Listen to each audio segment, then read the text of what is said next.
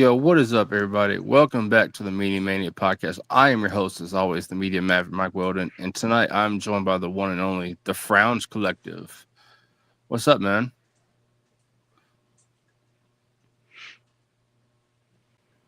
I don't think I can hear you. It might be something on my end, but I was saying, welcome to the show.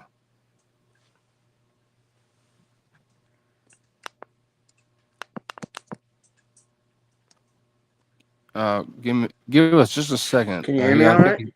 yeah, I can hear you. Can you hear me? I don't think I can hear you. Do you have any earbuds? Do you have earbuds or anything?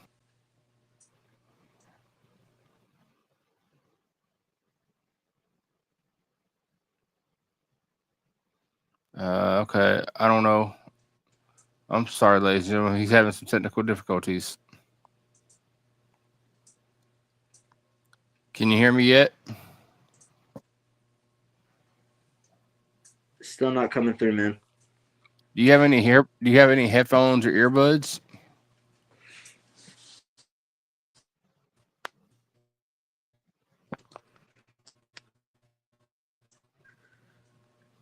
Do you have any headphones or earbuds you can use?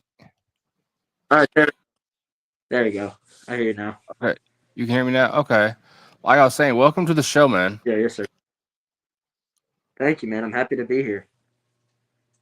And I love the mask you got on. It's a cool mask. Thank you, man. Thank you. This is my main mask that I wear for pretty much everything. It was made by a really good friend of mine, Flaming Skull. He does amazing work. So, It's I can see it sparkle. It sparkles so much in the light. yeah. Yeah, I got some gems on there. It looks pretty good. I was gonna ask, were those like diamonds or? They're just like little they're like those bling things. You can see them. They're just like Mm-hmm. little things you can stick on with glue. Oh, yeah, they're cool as hell. Thank you, man. Thank you. So, where did your collecting start from? I know you're a horror fan. What made you start collecting the horror masks? Well, really, the whole mask stuff started with a pretty famous band, Slipknot.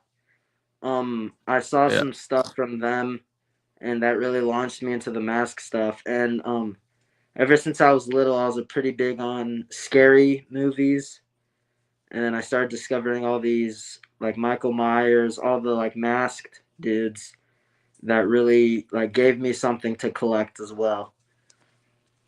Oh yeah, So the horror movie John like the horror movies, they've come up with so many masks and designs for throughout their series. It's so many of them to collect. oh yeah, for sure. Especially with companies like Trick or Treat Studios mass producing them, everyone can get their hands on one. I know there's a few. I think there's one mask. My ex girlfriend, she was looking for it forever. Is a Michael Myers mask. It was like a rare version to have because it's different from all the rest. Yeah. Oh yeah, there's definitely rarities to a bunch of masks when it comes to collecting. And you said you also collect like you also have like wrestling inspired masks. Oh yeah, for sure.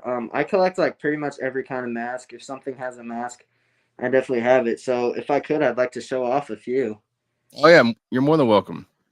Of course, starting off, we have like the mass-produced WWE Joe Gacy. I haven't done much to this, but I'm planning on doing like a full rehaul of it, make it look way more accurate. I love the Um, red circle right there on the snap. I love the red circle right there. oh yeah, something that WWE should have added onto it, honestly. And then another one I got. I'm big. I'm really big in the indies right now. I try to Yeah. get to as many shows as I can, and there is in CCW a dude by the name of Agony, one of the coolest dudes I've met, and I recently replicated his mask. Oh, that is awesome. That's awesome. Like you did some awesome work to it. Thank you, thank you. I would love to see the before and after of it. Like I know that's the after, but I'd love to see the before of it. Oh man, if I get around to it, I'll post some progress pictures because it was really fun to work with. I didn't do that much to it minus painting, but painting can go really far as you can tell. Oh, yeah. And I gotta ask you, what do you think of wrestlers who also wear masks, but they also wear like face paint under their mask to kind of help blend the mask and face paint together? I think that's honestly the best way to do it. As you can see, I have some black face paint on my Hmm. eyes. It really like brings out. It kind of makes it so it's not like a human under the mask. It can be like its own entity, kind of like how Bray Wyatt did it with the added contacts too. It Hmm. definitely adds an extra little pinch of detail to it.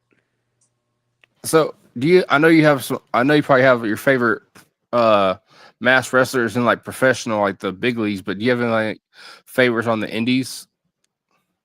Um, Indie wise, probably Agony and Cruel Kruger. He's really cool.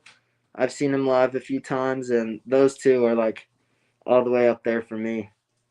Yeah, I got to see him at the a show in Nashville. I know you know what I'm talking about, the Pro Wrestling Symphony. Oh yeah, I was there too. It Yeah, was so that's cool to see Cruel in person. oh dude, it's insane. He's so tall too. He Um, is. I met him there, and I had like a little conversation with him, and I love how they go from in ring being like a demented creature type thing to just being like the nicest dudes at the merch tables. Oh yeah, definitely. Like they're and speaking of wrestling, I'm actually after we get done with this episode, I'm actually getting ready to go to an indie show tonight in Hendersonville. Is it the Jeff Jarrett one? It is. Yeah, I was thinking of going, but I had so much on my plate for today that I couldn't make it. I couldn't miss out on it because seeing Jeff Jarrett, like I've never seen him actually wrestle in a match, so it's something Yeah, cool to see. yeah, I'm hoping that it happens again at some point so I can hit it up again. Then I get to see another one of my favorite guys that are currently on the indie scene, Big Trouble Ben Bishop. Oh yeah, yeah, man. He's I love that guy to death. He's awesome. To quote Matt Cardona, he's one big son bitch. Oh yeah, that's for sure. I thought I was tall, but I have to look up to him. I'm like, how's the weather up there, Ben? Oh dude, I took a picture with him at a CCW, and the height comparison, it's really funny to look at. It is. And so, do you wear the mask to like wrestling events that you go to? I do sometimes. I started off when I first started going to events without it, Hmm. and with my up and coming graphic design stuff, when I'm trying to get to work with wrestlers, Hmm. um, since I started going to shows without it, I was hoping people would recognize my face. Yeah. But I'm starting to take this, if not wear it, at least take it with me. Yeah. Because if you can't recognize my face, pretty sure you could recognize the mask. Oh yeah. Um, And so it's like it's basically your persona at the show. Like people are expecting to see the mask. yeah, if they know who I am, they'll recognize the mask. And I have a few friends in the indies. I have some cool connections, so I'm always trying to, work with more people, get more connections, so I can hopefully get to higher places and meet new people and work with new people. Dude, if you're willing, like after this episode, I know some people I could put you in contact with that have all kinds of connections in the indie scenes. Oh, dude, I'd love it. That would be awesome. And is that do you only wear that one mask to shows, or do you wear a different mask to like every show? Um, I was thinking of getting like a luchador mask because I'm big Okay. with the luchadors too. But honestly, if I just wear this, it'll be easier to recognize me, and it's also just like my main one. And you were speaking about it a little bit. CCW. What do you think about their like between them and Pro Wrestling Symphony? Which one do you more like going to the most? Honestly, man, I can't really pick one. They're both so much fun to go to. Um, and there's because I know there's multiple different wrestling companies in Tennessee. Hmm. Um, but just the ones I've been to, it's so much fun to go to both of them because just seeing the wrestlers up close. Because I've never been to like a major event like WWE, Yeah. because ticket prices are insane. But with CCW and Pro Wrestling Symphony, I think something they both do a really good job at is ticket prices. Like we can get tickets, and I wouldn't even bat an eye. They're pretty cheap, and the talent there is amazing on both sides. So it's really hard to pick one. Like there's a promotion they run in Portland a lot. They run in Portland a couple times a year. They do the Strawberry Festival in Portland, and they do a Christmas show in Portland. The promotion is called Pro Wrestling Entertainment, and I'm never disappointed with their shows, and their ticket prices are very reasonable. And they always are bringing in some very big name talent. Like they bring in Jeff Jarrett a lot. They bring in Jay Lethal. They're bringing in Eric Young tonight, and so they're all always packing out their shows. That's awesome. Yeah, I always love when indie people bring in big names. Like, I don't know if you were at the first Pro Wrestling Symphony, but they brought Dijak in. I was there. I was there. Yeah, yeah, that one was awesome because that was my first time seeing Dijak. Because I've more recently I've been more educated in the indie scene. When I first started going to shows, I was like, oh, who's this? Who's this? But now that I'm getting like heavier into the indie scene, it's definitely cool to realize who I saw. Yeah. And it sucked I got to miss the show with Richard Holiday on it. That really sucked. Yeah, was that the last one or the first one he was at? The second one. Yeah. Oh yeah, I've been to all of them, and I think the second one was one of the best ones. Richard Holiday is always a great dude to see in the ring.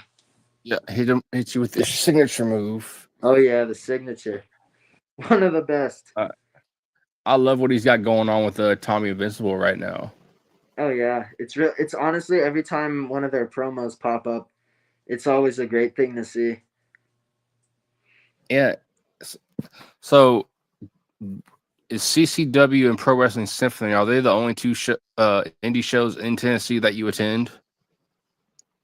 So far, yeah. Until I start seeing like other people that I know start going to other shows, then I would start attending. But right now, because they're pretty close to me, so Yeah. they're easy to get to. Do you ever go to the show that's based in Murfreesboro that they do? What company is that? I think it's USWA. I don't think I've been there. No, They run at the Armory in Murfreesboro. I think I've might have heard of a few shows there. If you give me 2 seconds, I'm gonna turn my camera off and grab some. But I'm gonna show you some of their promotional stuff. I'll be right back. Yeah, for sure.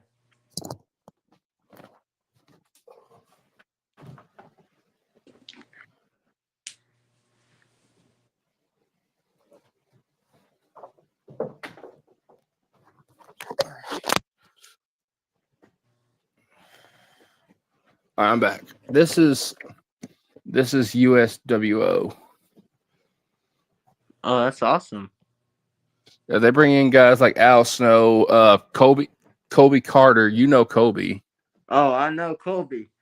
the That's my Code. dog. Yeah, you got LT Falk, and they're always bringing in. They brought in some of the same guys that Pro Wrestling Symphony uses, like Adrian Thomas and some of them guys. They bring some of them in too. Oh yeah, yeah. And That's why I like CCW and Symphony so much, is because a lot of their talent overlaps. Like I know yeah, Ben Bishop is at CCW. That's where I first saw him, and seeing him in Pro Wrestling Symphony. That's why I yeah, like they going to both companies. yeah, USWO. They sometimes run at the Troubadour in Nashville. Yeah, yeah. So I like that venue. CCW and them, they both share the same. They both run at the same building. That's awesome. Yeah, the Troubadour. The many times I've been there for CCW, it's honestly a really cool venue. Not just for It wrestling, but for is. just other stuff. And one of the things I love about Pro Wrestling Symphony, they do something different. Like you don't see many indie companies have wrestling and like a live band at the show. Oh yeah, yeah. That's why. That's one thing I think that makes them so cool and kind of unique is that the bands are always pretty good. Do you ever have people at the shows ask you about your mask, like if you sell them or do you make them for people? Not really. I've had a few interactions through the mask. Hmm. I took a photo with Dylan McQueen, Yep. and I was holding the mask. I was unmasked and I was just holding it. He's like, Hmm. can I? He's like, can I hold it? And I'm like, yeah, man, of course. And he puts it on, kind of holding it to his head, and it's one of my favorite photos I've taken. And I couldn't imagine someone wanting to wear something I made. Yeah, that's amazing. Oh yeah, I've had, or actually, now that I think about it, not through a show, but a dude I've seen at a show, Straps and Snaps. He makes a lot of the belts for CCW. Hmm. I recently made him a mask, and we kind of collabed through that, and it was really cool being able to give it to him because I'm a huge fan of his work. I love seeing the belts. He's a great dude. He's really nice, and being able to make something for him is like really cool. Yeah, another podcast of mine that I used to do some stuff with. The podcast is called Wrestling from the 313. He's had snaps and straps on his podcast before to interview him, and that just Yeah. is whenever I see. So it's cool to see someone else talking about him. I didn't know who that was until I saw him on the podcast, and then I started following him.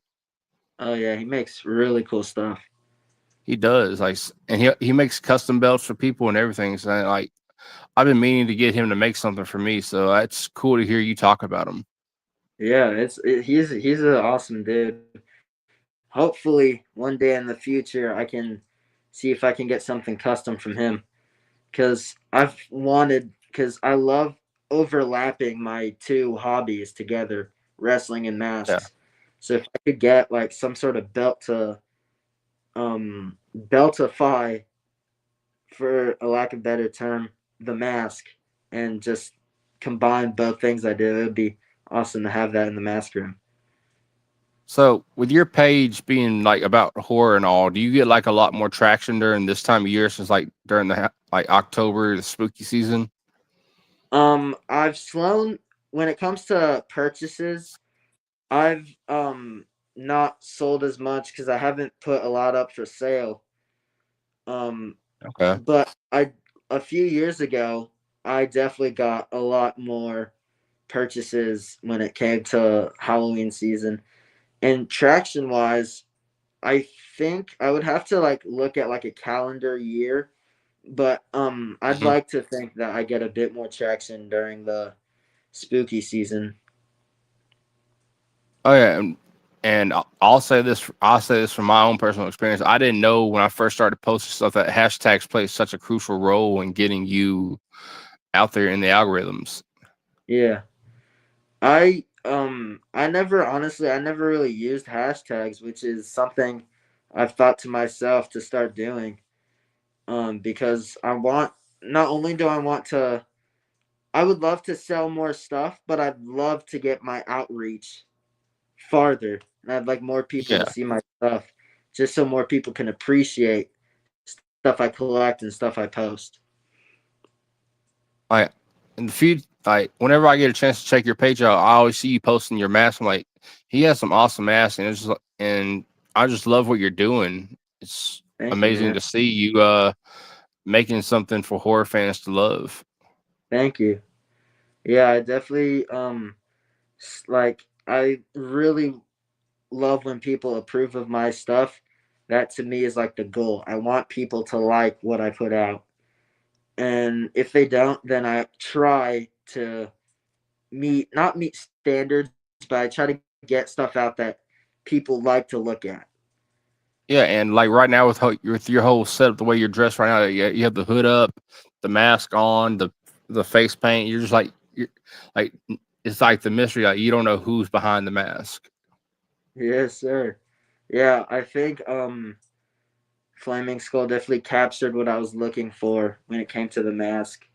What we did is we I've been friends with him for a while, so it was only a matter of time before I did something with him. So I just told him, I'm like, hey, I want because I've always been doing the frowny thing. I used to Yeah. have my original custom was a blank like theater tragedy mask from eBay that I would just paint up 100 different ways. So I still wanted to capture the frown aspect. So he made the jaw and overall like just a bit more Yeah. droopy. And I love skulls because that's like a Halloween staple. You think of Halloween, you think of pumpkins, you think of skulls. Um, Mhm. And I would be remiss if I didn't say this because I it just popped in my head. But the mask you have on it also reminds me of Ghost from Call of Duty. oh yeah, yeah. When at first, I was never a big Call of Duty guy, Yeah. but I've heard that a few from my closer friends, and the more I look at it, I'm like, oh yeah, I guess you could see that. Like his original like, the original Modern Warfare 2 game, he didn't have the design it has now. Remake version, that's what the mask it kind of looks like what the mask he has now, the one you have on. Yeah, yeah. I mean, any way people could like. I also love when that happens when people recognize something else from this. It gives you like a cool comparison. How much do you spend making your mask and the face and just making yourself look how you are? Honestly, man, we started around 4:30. I put the face paint on at like 4:27. It doesn't take long at all. Um, and Okay. like face paint, I just take a really thick brush, just go like that, do that. This, I just take the brush, go like that, slap the mask on, and that's about it. Like how much do you spend buying the stuff to make your mask and the paints? Um, it takes me. It depends on the mask for sure. Like if it's more detailed stuff, it could take a bit longer. But like with the agony mask, this Yeah. one took me about maybe like a week to Okay. fully finish. And that was only because I had to order some new elastic for the jaw. But it's still without buying new stuff, it would have taken only like 4 days. Okay. Is there do you buy all your stuff from one place or do you buy your materials all from separate places? Um, I usually do it from separate places. Like paint, I get at Michael's. Elastic, I get from Amazon. Masks, I get from absolutely anywhere that sells them. Just anywhere that has the honestly cheapest stuff because if I can cut down cost in anywhere, that's one thing I'd like to do. Oh yeah, I get it. Trust me. Me myself, I work at Amazon, so I totally get it. I use my discount whenever I buy stuff from Amazon. I use my discount every time to try to save a few bucks. Oh yeah, that is great. So when you do like when you're going somewhere for an appearance or a wrestling show, what have you, do you like make your outfits kind of blend like match the mask you have on? Um, Majority of the time it's all black or Okay. the outfit I did originally when I first posted this mask, it was green cargos and a Megadeth hoodie. So whenever if I'm just going to a show with this, I'll try to wear that Yeah. same outfit just to keep the theme going. So something like this. Oh yeah. Yeah, that was one of my more recent shoots, but I try to always have the Megadeth hoodie. And it's also because it's a really small thing, but the hood, Yeah. every hoodie I have has a different kind of hood. Like this one I have on now is more like spread out.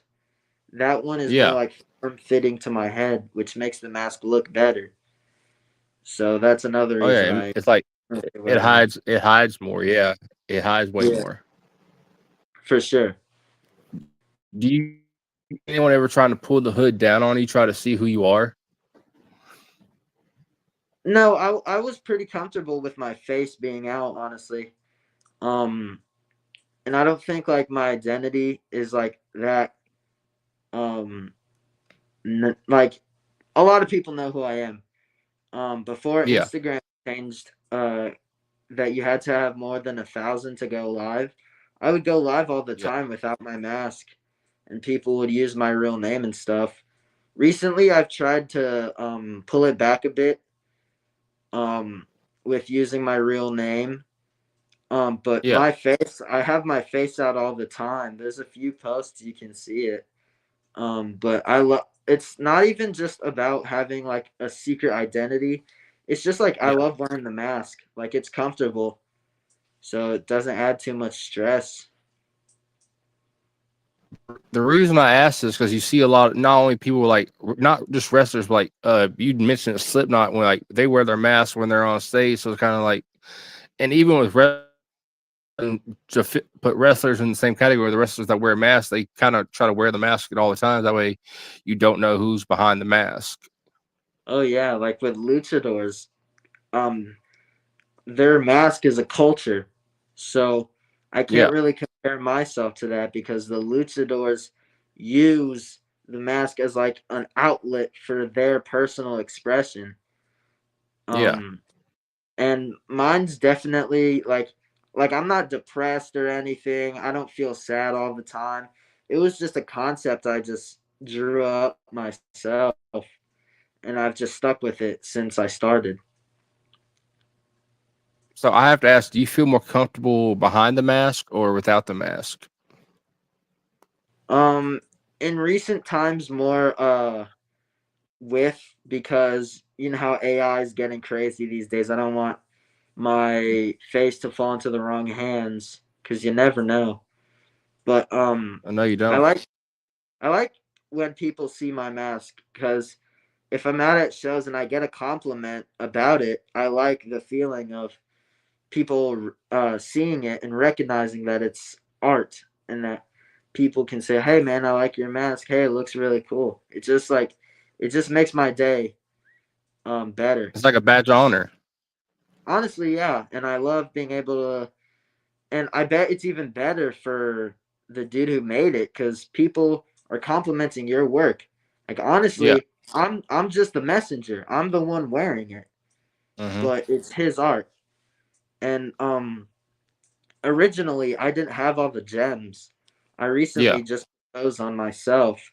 So that was my little 2 cents into the mask. And the gems were inspired by I don't know if you watched it, but Psycho Clown from AAA when Yep. he did um what was it, Worlds Collide, the first Yep. one, Hmm. when he had all the gemstones. I'm like, man, that looks really cool. I wonder if Yep. any masks I have would look good with that. And immediately it went to this mask, and I'm like, it's white. It already has like a good surface area. So I slapped the gems on it. I'm like, man, this looks pretty good. I love how you take your inspiration not only from the horror side, not only from the music side, but you also take them from the wrestling side. So you take it three different ideas and you put it into one thing. Oh yeah, I take if I see any inspiration, I take it. Like even from I've been in class sometimes, and a teacher will read something out. I'm like, oh, that's a cool quote that I could use for something. Hmm. Um, reading stuff for school like Shakespeare. I forgot what it was, but there's something that was in one of his plays that I was like, oh, that's like that can sound cool with like a post or something. It can, yeah. Especially especially with I don't know if you've seen any of that stuff I do over on my other page, but with the 2K Federation I'm in, Yeah, I've um seen a little bit of it. yeah, when I'm with doing those promos, it takes a bit cuz everything I don't write a script. I just do Yeah. it and hope something good comes out of it. So whenever I'm just in my chair recording, I'm like, all right, let's think of stuff I've heard before, stuff I pick out of other promos to add a little shade. Like I also base a lot of stuff I say from Bray Wyatt. I think his like being the color red in a world of black and white, stuff like that Yeah. really can add like a cool spice to promos.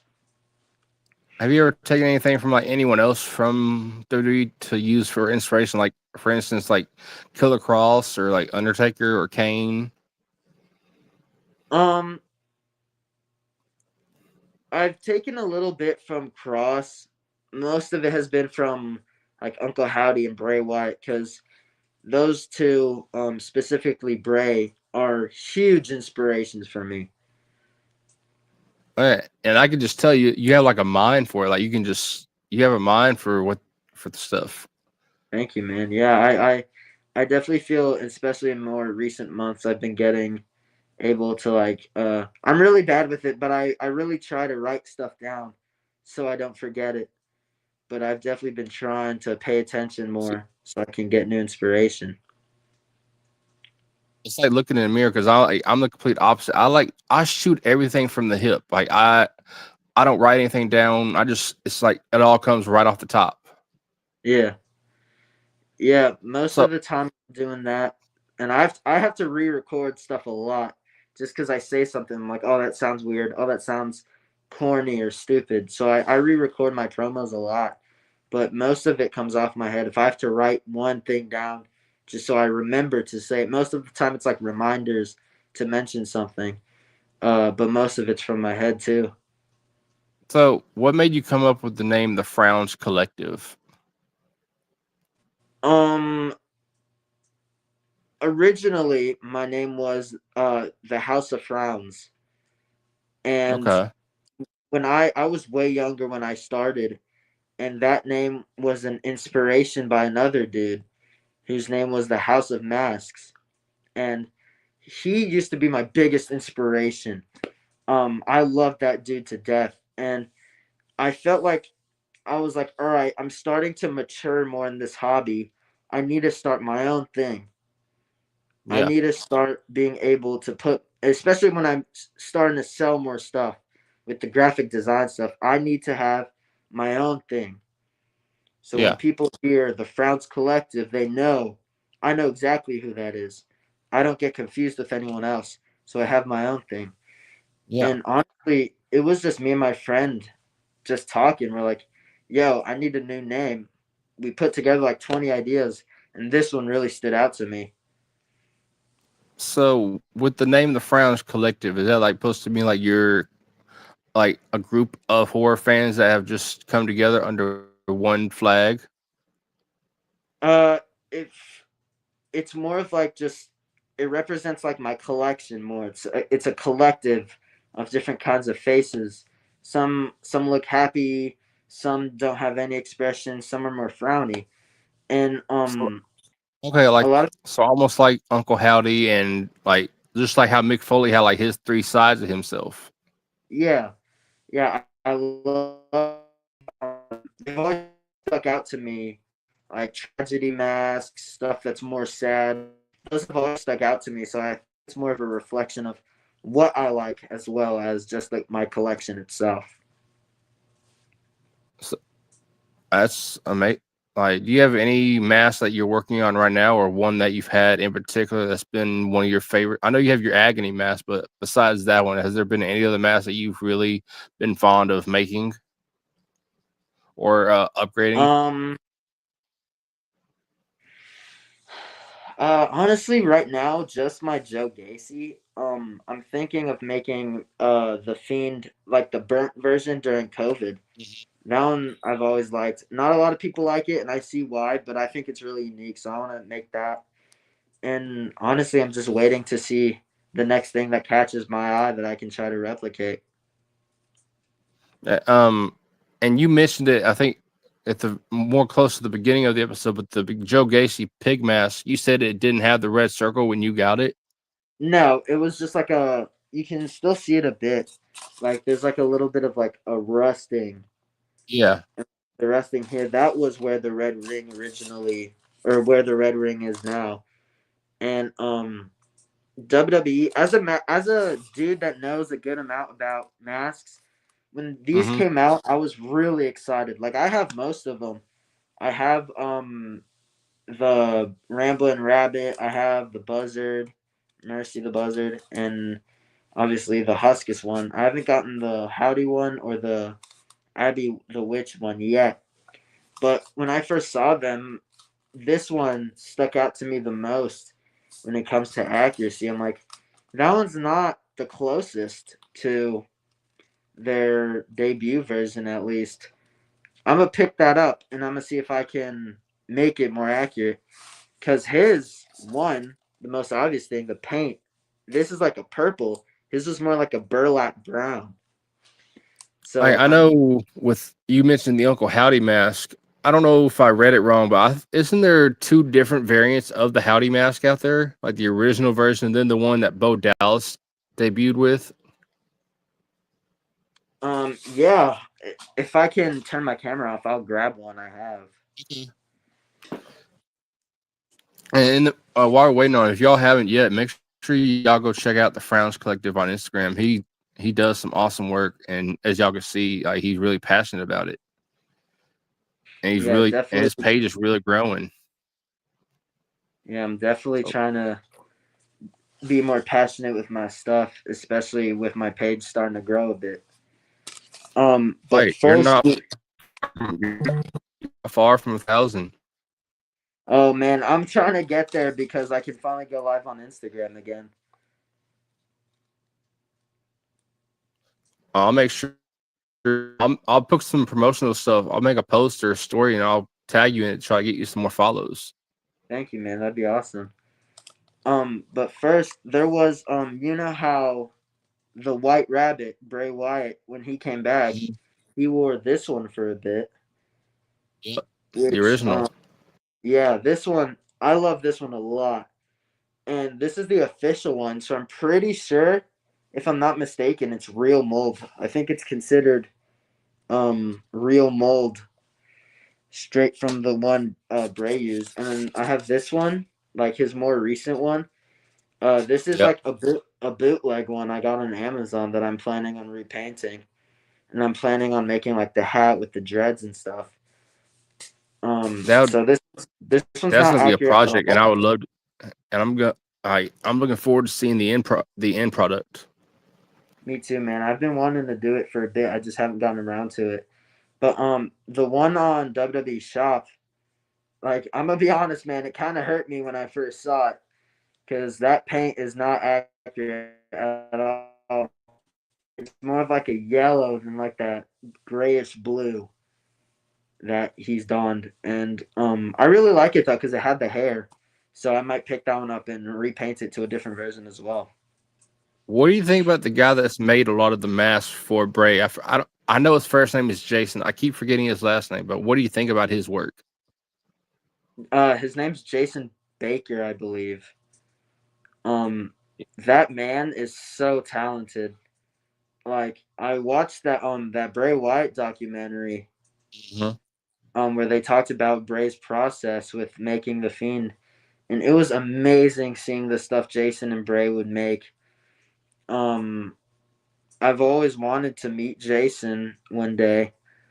But like the Immortal Fiend, um, that Mhm. is definitely my favorite Bray Wyatt mask. Even though he never used it, it's one of my favorites because What do you think about the the statue they made for Bray?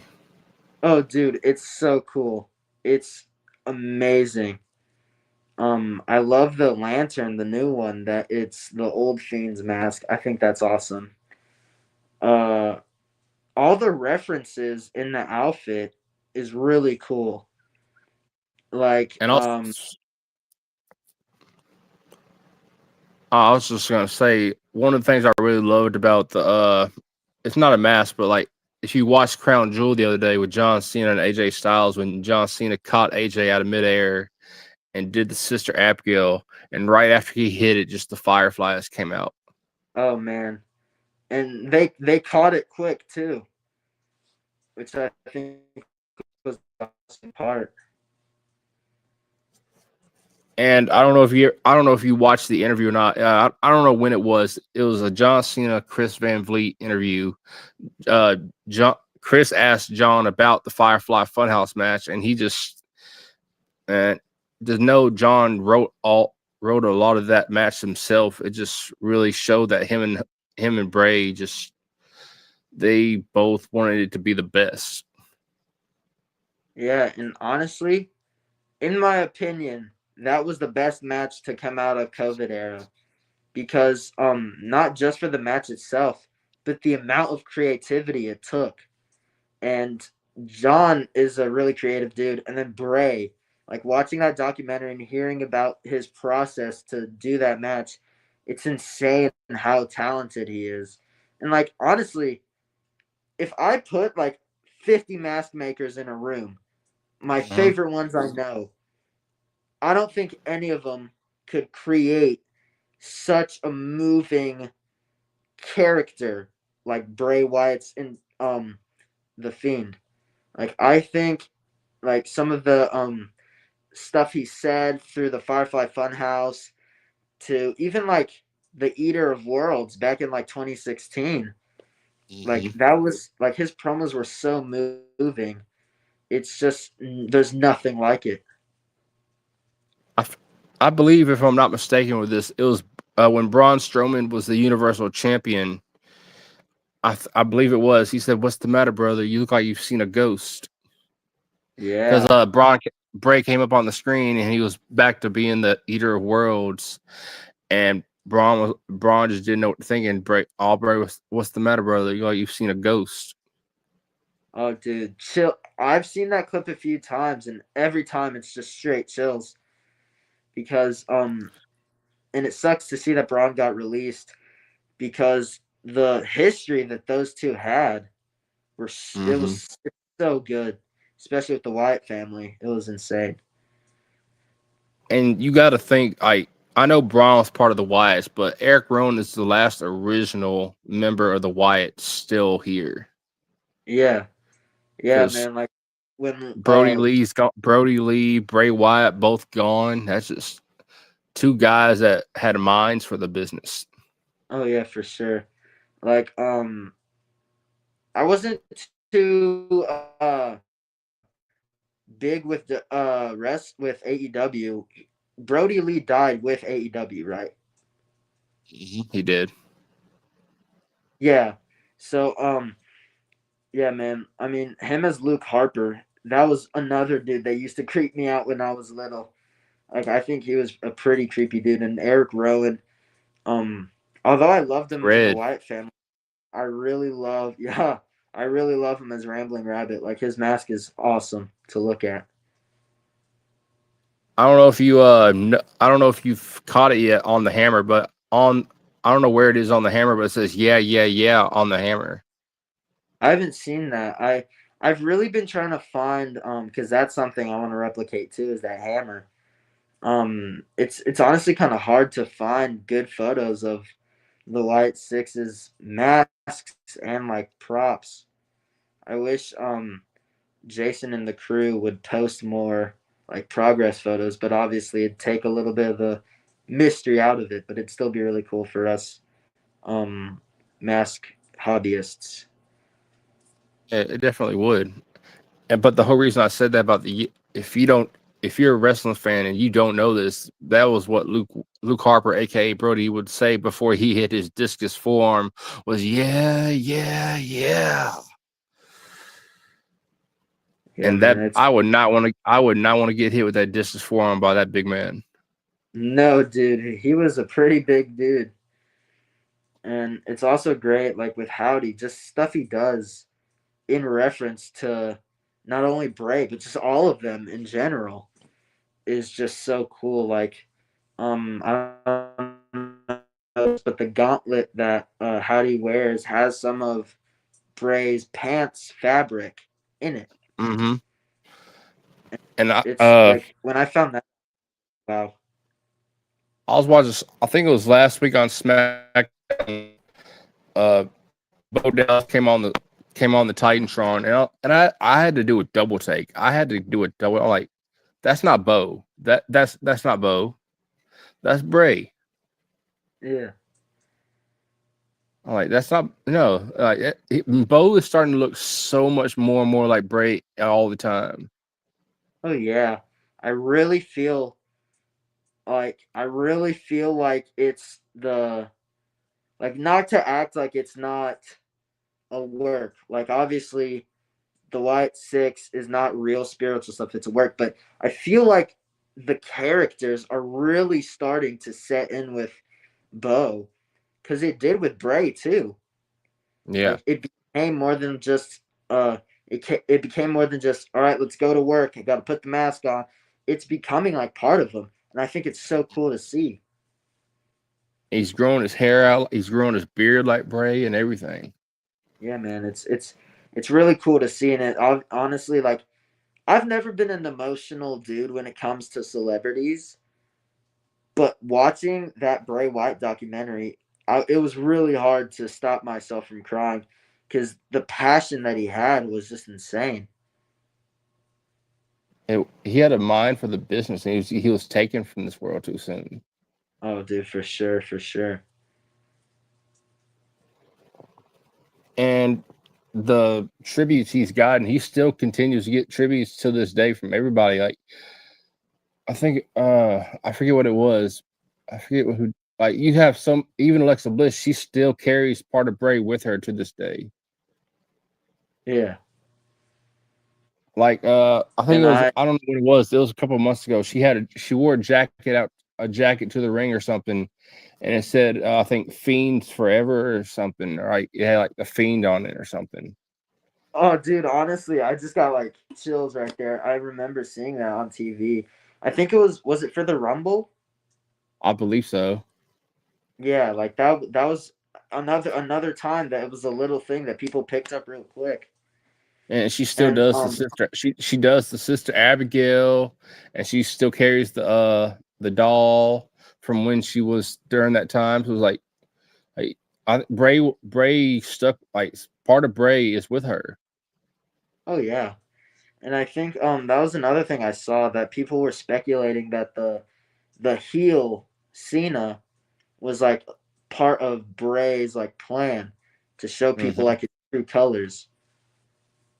Even back when, if you go back and watch the promo for their match at WrestleMania 30, Bray told John like he basically told the world like it's not about hustle, loyalty, and respect.